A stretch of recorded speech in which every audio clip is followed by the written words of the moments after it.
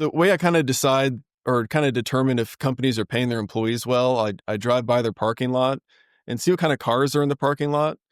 And when you drive by a MYCO's parking lot or SCPs, you see a lot of people driving new cars, showing that, we're paying a decent wage and people are comfortable enough to go out and get new vehicles. And you drive by some places in Dallas or in the Metroplex, and you see beater cars that they can barely afford to buy a car or own a car. Meanwhile, down in Jacksonville, it's a whole different story. Right. I love that. That's a great.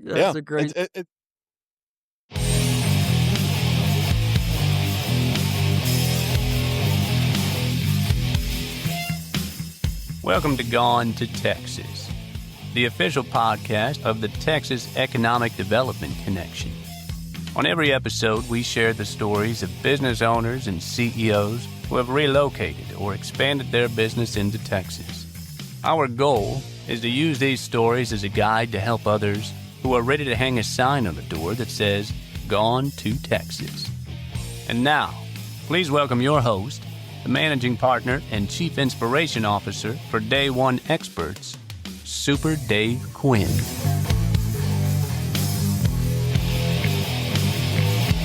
Howdy, friends, and welcome to another episode of Gone to Texas, a podcast powered by Day One Experts, where we tell real stories of business growth, relocation, and entrepreneurship here in the Lone Star State. I'm your host, Super Dave Quinn, and today's guest brings brains, business, and a little bit of horsepower to the table. Dr. Joshua Hanna is the president of general manager of SCP Polymers. Now, I have to kind of my wife taught at a school SPC, so every time I see that, I stumble over it. In my head, I'm saying the wrong thing, so... All right. Well, he's a leader of custom injection molding and precision plastic parts. With a PhD in polymer chemistry and a passion for innovation, Dr. Hanna has helped grow SCP Polymers' footprint here in Texas by investing in local talent, modernizing equipment, and expanding operations in Jacksonville, Texas. A move that's earned him recognition from Jacksonville Economic Development Corporation. But there's more to the story than business. We're also here to hear about Dr. Hanna's journey from polymer labs to motorsport tracks and how his leadership is driving both company and community forward. This episode is proudly sponsored by our friends at the Jacksonville EDC, who's working behind the scenes to help companies like SCP Polymers thrive in East Texas. You're about to get an inside look at chemistry, leadership, and the big bets that keep Texas growing. Dr. Hanna, welcome to the show. I'm sorry, you said to call you Josh. I'm going to call you Josh. I had put it in there, Dr. Hanna, just in case. So, hey, Josh, welcome to the show. Thanks for joining us today. Appreciate you taking time out of your day to share your story. And if you would, give our audience a little bit of background. Tell us who you are and why you're sitting in Jacksonville, Texas. What's going on? Yeah. All right. So, my name's Josh Hanna. I'm actually a native Texan. So when I got into my career and becoming a chemist, my first job out of school when I lived in Mississippi for a small period of time, I said, I got to get back to Texas. So my first job out of school was in Houston for a chemical company called Huntsman. And I was a chemist for them for their aerospace group and their coatings and construction group. And then, they were like, hey, you're really good at chemistry, but you can talk to people too. So you're now in marketing. And so I went to school for like 10 years to become a chemist through my bachelor's and my PhD. And I got to practice chemistry for 2 years. And that was it. So then I did marketing for a couple of years. And then my dad called me up one day and said, hey, I want to expand the business in Mississippi to Texas, and I want you to do it. And I told him there's no way I'm doing that. He fired me in high school.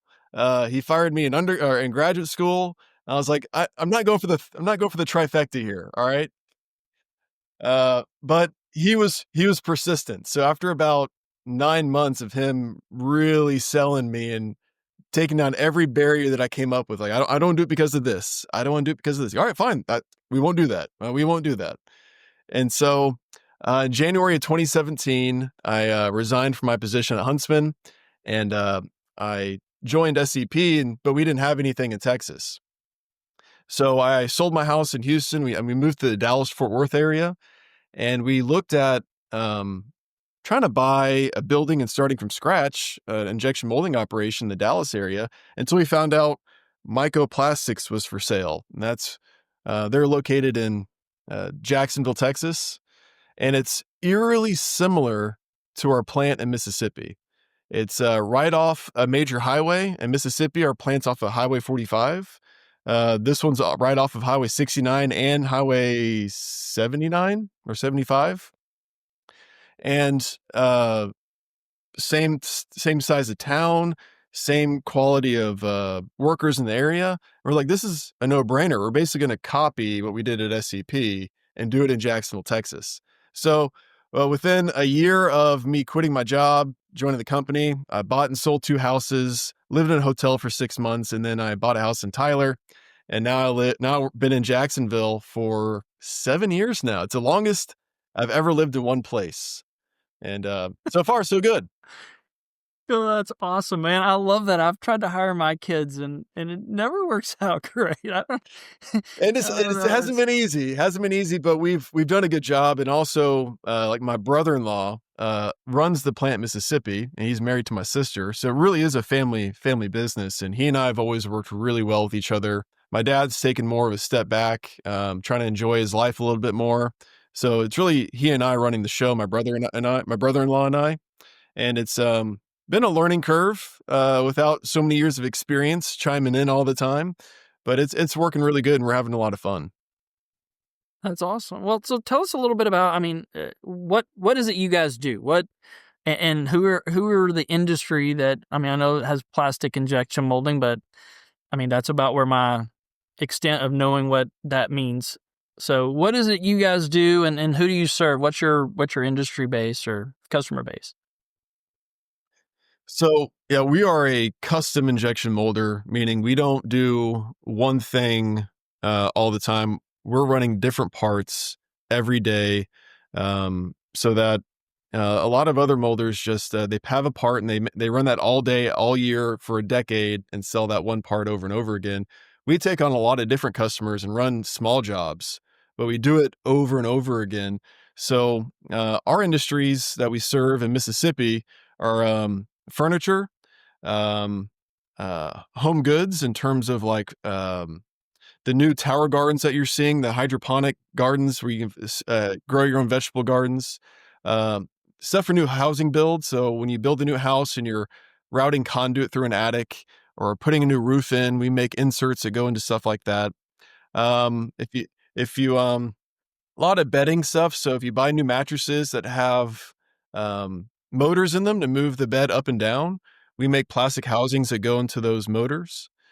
And in Texas, half of our business is for the military. So at MYCO, whenever you see an airplane shoot out a flare to confuse a missile, that's called a countermeasure flare. And we make a lot of components that go into those countermeasure flares that go to those types of explosives. So we'll make those plastic components, then we'll send those to a flare manufacturer who then sells it to the United States government and to our military. And then outside of that, our other half of the business in Jacksonville is commercial. So we make stuff for conveyor systems, metal detectors, milk crates. We make probably a little over 500,000 milk crates a year. Yeah, so we service all sorts of industries, all sorts of markets, and it's very fun because no 2 days are the same for us. That'd be really good for someone like me who's ADHD. Is like, get every day is different, right? So, okay, so really, your customer base is all over national, and you're shipping stuff in and out by truck, or are you using rail for input? What's your infrastructure look like? Yeah, all truck. How our industry typically works is that our customers arrange shipments. So it's FOB, free on board our dock. So once it leaves our dock, it's no longer in our control. Right. So we help set up shipment, but once it leaves our dock, it's their responsibility. So they usually set up shipment and then come pick it up whenever it's ready to go. Okay. And really, that's one of the things we talk about. I get questions from business owners when, everybody, when they call about Dallas, Houston, or Austin. And then we have to explain, or we try to explain how there's so much more to offer than just Dallas, Houston, or Austin, right? So you're outside of what would be considered the metro area, yet you're able to service industry and partners all over the country.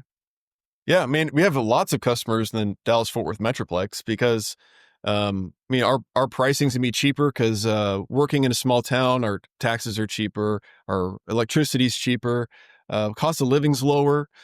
So it's just way more advantageous to do manufacturing in a smaller town. And also being off of two major highways, and also Highway 175 is a straight shot to downtown Dallas. And so we're less than a mile from that thoroughfare. And then we're 25 minutes from Interstate 20.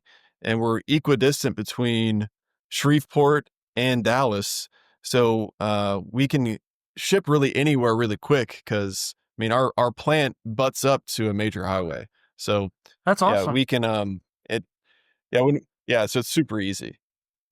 So talk a little bit. You mentioned that in when you were talking about the plant in Mississippi and the workforce. Tell me a little bit about that workforce. That's the other question that they obviously ask is, what does the workforce look like? Am I going to be able? They see a smaller town, and they question whether or not they're going to have the workforce and what that workforce is going to be like. So talk a little bit about your workforce and what you've seen just from, as a business operations in Jacksonville. What does that look like?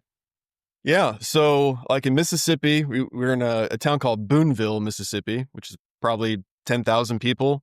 We have 100 employees there. We're not even the biggest employer in town. It is a pretty rich area for getting employees. And in Jacksonville is very similar. It's bigger than 10,000. So it's probably 20,000 people in town. I'm not exactly sure. And we have 40 employees at MYCO, and we're growing. When we bought MYCO, we had probably 20 employees. We've doubled in size. So finding employees was really easy. And then I found that especially the people in Jacksonville that we've hired over time are super motivated to grow their career in terms of coming up through the company and learning the trade. A lot of our employees don't have high school degrees or have a high school degree or have an associate's degree. And so their pathway to creating their own fortune is to find a way to get promoted within the company. And we like to promote from within. So we have connections with trade associations that allow us to train our employees specifically in injection molding so that this person can start as an operator, move into like material handling, and then become a process engineer because we can send them to these schools that are really intense, but really short schooling periods. And so we find the people in these towns are super motivated to learn in non-traditional methods, not necessarily go the college route and earn just as much money as somebody who might have gone to college. And so that's kind of what we offer is that, are you a non-traditional student? Or are you a non-traditional pathway, which when we consider traditional, it's kind of misnomer. They consider that college education these days. I don't think that's a correct allocation of the word. That's kind of what people say these days. But we're that pathway to let people build their own future. And we have some good examples of, especially young people. They get that bad reputation of not good work ethic. But I've had really good luck with people in their 20s and 30s working harder than anyone I know and wanting to really have drive to build a career and then support a family and try to buy their own house and stuff like that. So working in a small town, we've had no issue with hiring people and finding people who are motivated to make a better life for themselves. Yeah, so I think that's a fascinating thing, right? People just they just want you offer them a good pathway, you pay them decent, you treat them great, and they buy into that, and they see that as their way to providing for their family and creating a life that is something they really want to do. Yeah, and it's super rewarding from my end. Just a little chime in. So the way I kind of decide or kind of determine if companies are paying their employees well, I drive by their parking lot and see what kind of cars are in the parking lot. And when you drive by a MYCO's parking lot or SCP's, you see a lot of people driving new cars, showing that we're paying a decent wage and people are comfortable enough to go out and get new vehicles. And you drive by some places in Dallas or in the Metroplex, and you see beater cars that they can barely afford to buy a car or own a car. Meanwhile, down in Jacksonville, it's a whole different story. Right. I love that. That's a great standard. It's a good like Yeah, put your finger in the air, kind of wind of how they're treating their employees. Just drive by a parking lot, see what's in the parking lot. That is awesome. So talk a little bit about what are some of the things that, I mean, you mentioned partnering with Jedco over the years. I think people also want to know, what's the business community like, and what is it like interacting with other businesses there? And are there other business owners that you talk to and work with, even if they're not in the same industry? But what does that sort of day in the life look like, for a business owner, for an entrepreneur? I think Jacksonville has a bit of a leg up compared to our situation in Mississippi. I found that Jacksonville is super collaborative. Believe it or not, we're not the only injection molder in town. There's like 5 others. And 20, 30 years ago, Jacksonville had even more. It was one of the biggest hubs for plastic manufacturing. Back when my dad was a salesman for a company, and he actually sold plastic in Jacksonville back in the 80s. So it's kind of neat. We have 4 or 5 different injection molders in town. None of us really had the same customers or markets. I'll call one of our competitors, say, hey, this part of mine broke. Do you have one? Absolutely. Come pick it up right now. I need it back in like 6 weeks. And it's kind of having, it's like, so working in a small town, everyone knows each other. And so like we have been able to support other molders and other molders support us just through our connections we've made through Jedco, because all of us go to Jedco meetings. So I get to meet other injection molders while we're there, and other businesses too. And they really pool our resources together to make Jacksonville super competitive compared to other towns in Texas. Jacksonville, Texas is quickly emerging as the manufacturing and industrial hub of East Texas. Jacksonville offers available real estate, strong infrastructure, workforce development programs, and local, state, and federal incentives to support business growth. Additionally, Norman Industrial Park provides 80 acres of industrially zoned land with direct access to Highway 69 and essential utility infrastructure. With a commitment to fostering business success, Jacksonville is an excellent place for companies looking to expand or relocate. A lot of times when business owners come, they've heard about incentives or something like that, and they're kind of curious. And while we do, our partners, our economic development partners, do have those funds and are aggressively looking to how to help businesses grow. One of the key things I think gets missed is how important the community connector, the economic developer, is. By connecting with the local economic developer, really him or that person having an understanding of what else is going on in the world that they live in and how to connect and cross-promote and create that community of business owners, I think, and that's kind of what it seems like you're explaining there.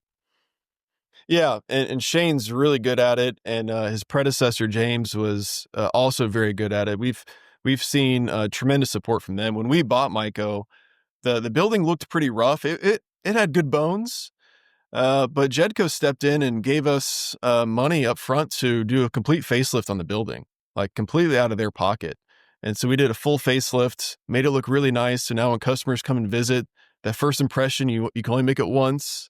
And Jedco fully supported that.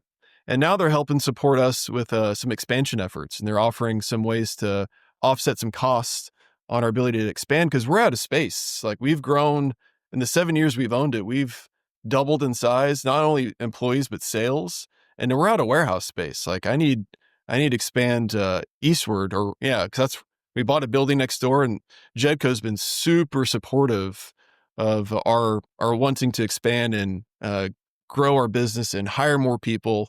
I can't think of a better partner than Shane and everyone else at Jedco. Well, man, I'm so glad to hear that. And of course, I love when you run out of room. That's a great problem to have. That means things are going right. And in today's world, that's an awesome problem to have, and that you've got a partner there in Shane and helping you get that done. I wouldn't expect anything less. He's one of the best at doing that. So now tell us a little bit, we teased a little bit in the beginning about Motorsports. Tell us a little bit about that. Tell me, is that something you still do? Is that something you did in the past? What is that? Is that a hobby or passion? What is that? What's that about? So, 2 things. I follow my dad's path a lot. So, some people are born with a silver spoon in their mouth. I was born with a plastic spoon in mine. He was in plastics his whole life, and I kind of followed that pathway. And then also I grew up going to dirt tracks. So my dad raced wing modifieds back in the 80s and 90s. And so I grew up going to dirt tracks a lot. But I never really raced. I raced some go-karts in high school, but I was always good at traditional sports. So I played football through college. I played at a small college in Mississippi.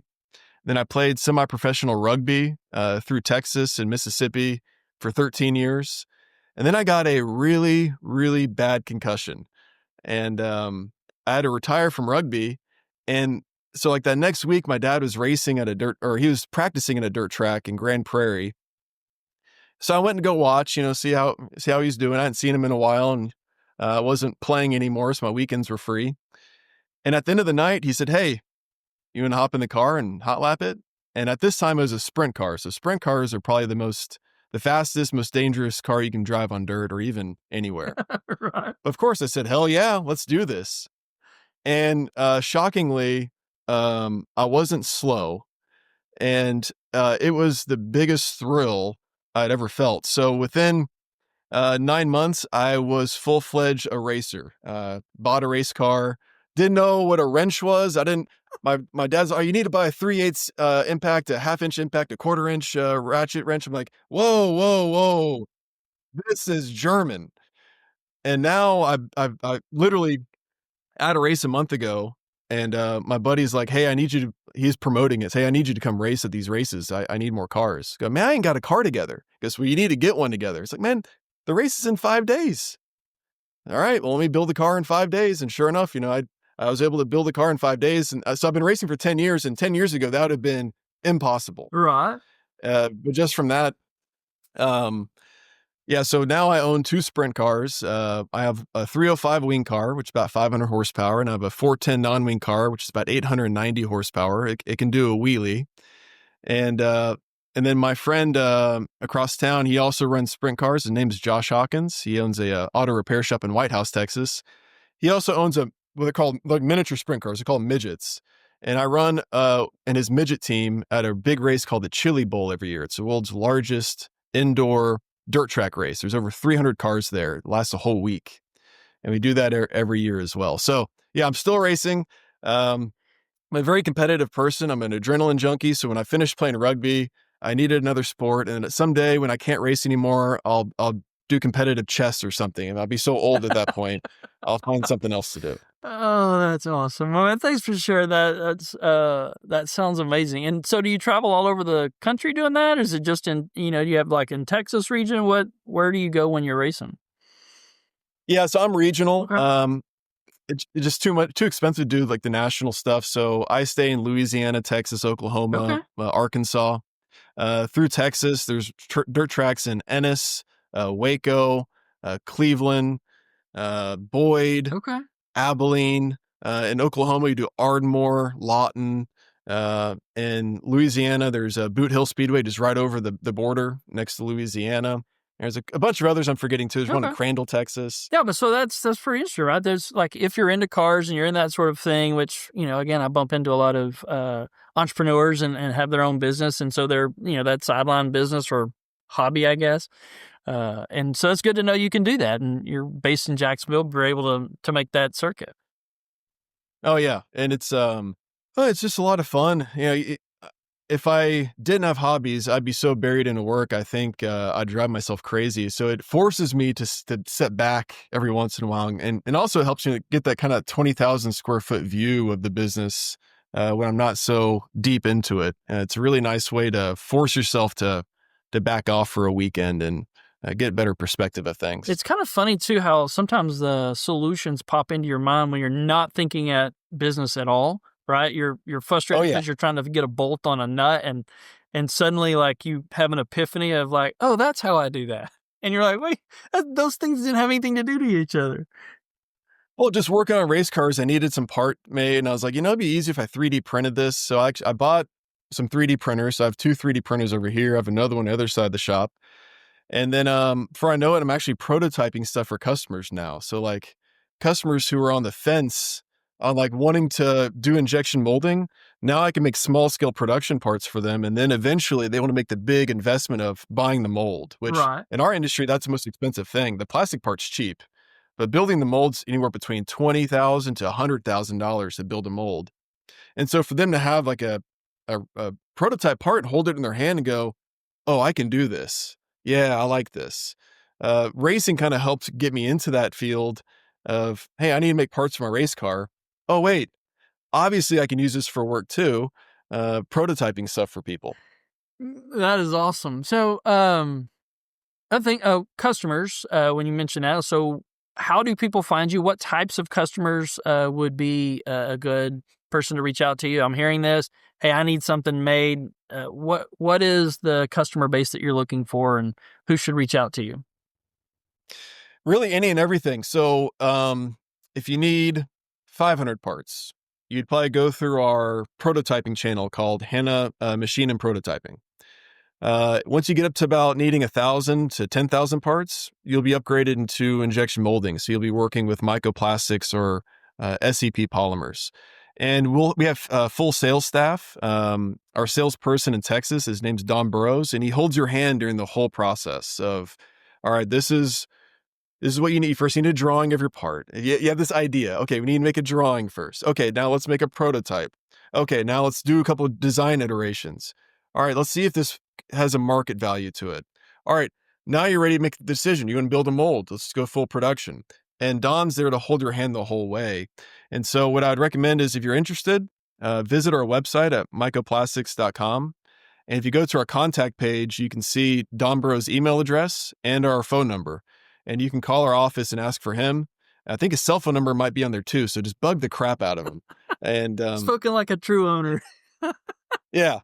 And he'll hold your hand the whole way of no matter what experience level you have in manufacturing or owning a business. We've helped people start their business, and we've helped companies that are well-established, multi-billion-dollar companies.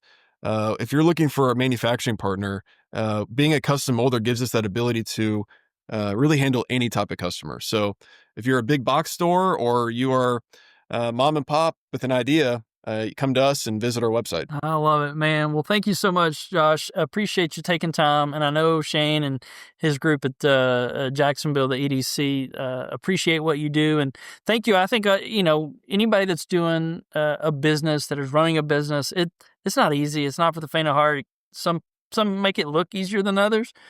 But behind the scenes, there's so much that happens that I really appreciate everybody that really takes that on, because it's you've got lots of people you're caring for, and you're carrying a lot of stress and worry and that. And obviously you do it very well because you're being successful. So thank you for that. We appreciate you jumping on here, sharing your story. We hope folks will reach out, and congratulations for the work you're doing. Yeah, thanks, Dave. This is my first ever podcast, and this was actually a lot of fun. So thanks for the experience. Awesome. Well, you did so good at it. I can't believe it's your first one. So thanks for listening to another episode of Gone to Texas. You found value in today's show. Please don't keep it to yourself. Like, share, subscribe, so more business owners can discover what's possible here in the Lone Star State. And if you're serious about relocating or expanding your business here in Texas, stop wasting time guessing. The Texas Economic Development Connection exists to connect you faster with the people like Shane at the Jacksonville Economic Development Corporation and other communities that are ready to help you grow in the Lone Star State. Don't just admire Texas from a distance. Let's start building your future here today. Visit us today at www.TexasEDConnection.com and set up a call and learn how we can help you move to Texas. I'm your host, Super Dave Quinn, saying bye for now. Thanks, and make it a great day. Thank you for tuning in to this episode of Gone to Texas, the official podcast of the Texas Economic Development Connection, powered by Day One Experts, a collection of the country's best-known economic development professionals offering on-demand services to communities across the nation.